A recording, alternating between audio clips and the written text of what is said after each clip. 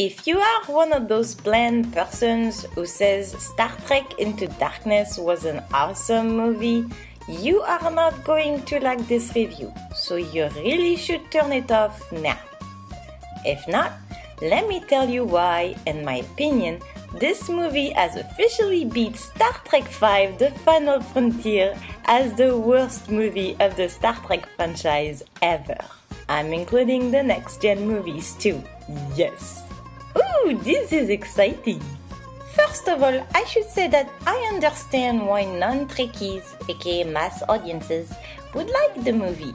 The reasons why I disliked it are only valid if you know enough about the Star Trek mythology to get pissed off at how unimaginative the creators were. I understand that most people were entertained by this action-packed space adventure film.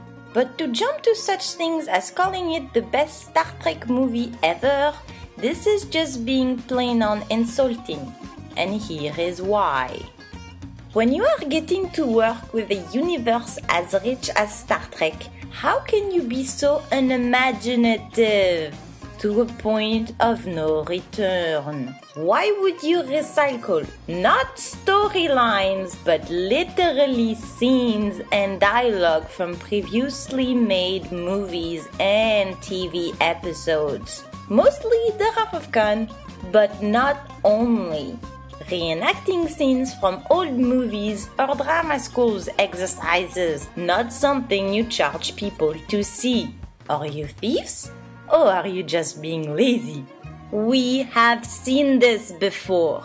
Is this like a Battlestar Galactica reference? It all happened before and it will happen again in the exact same fashion? It will happen again using the exact same recycled dialogue that we've heard before. It will happen again, even if we don't want it to.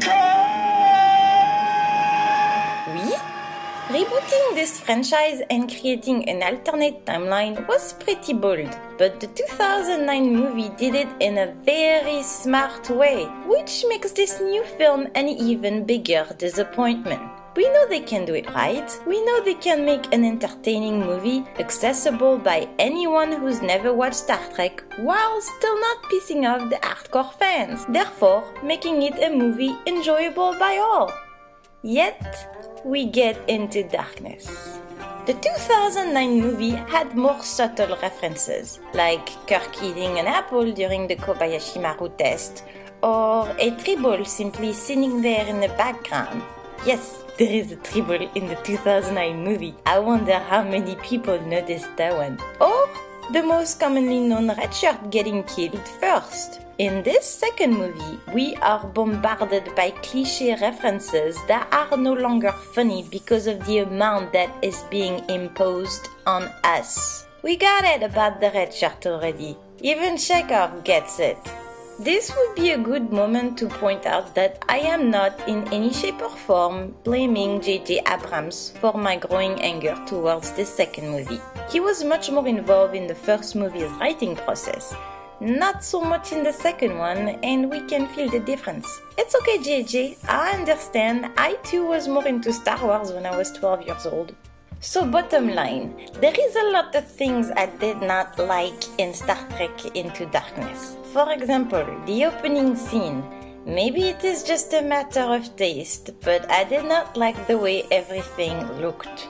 That planet vegetation felt cheap and nothing felt real.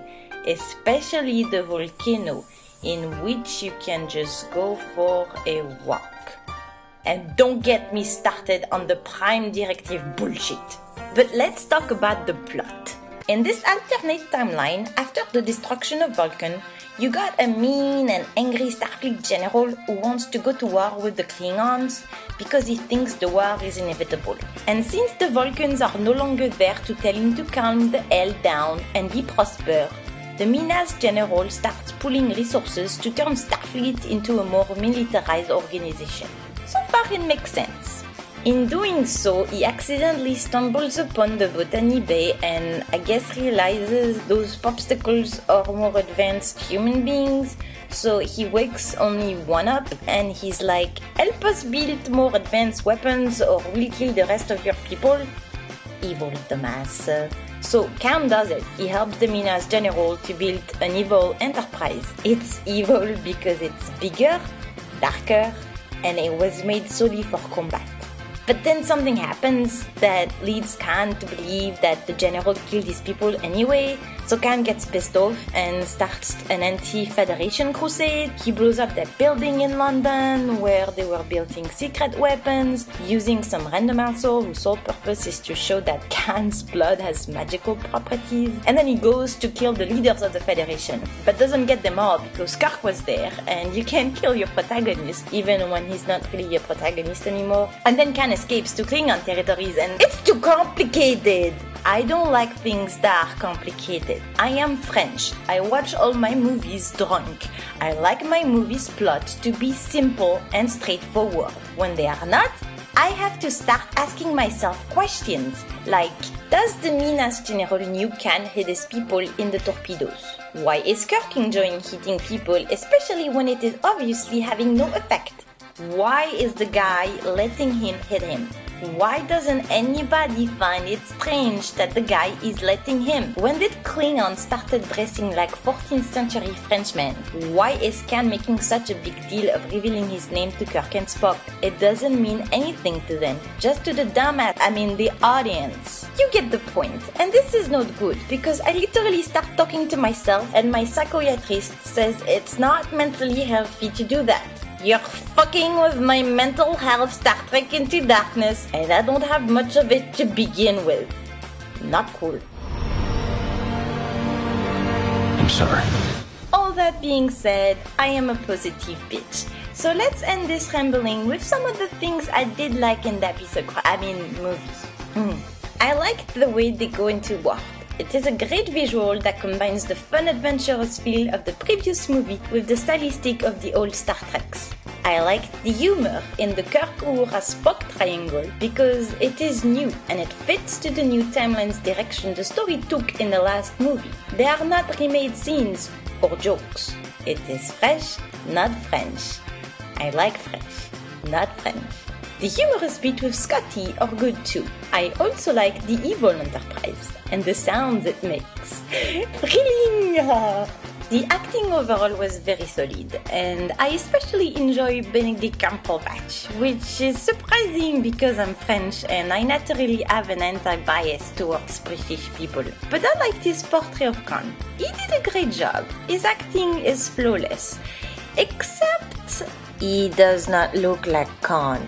When you spend so much fucking time establishing that those characters are the same as the one we already know and love, when you were so careful to cast actors appropriately so that they physically look like the originals, you can't just stop and cast your main bad guy with a dude that looks totally different.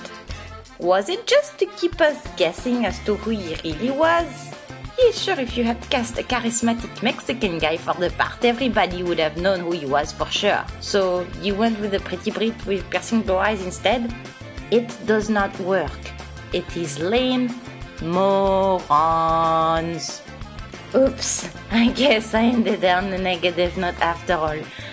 Or not, remembering Ricardo Montalban and how handsome he was is a pretty positive way to part.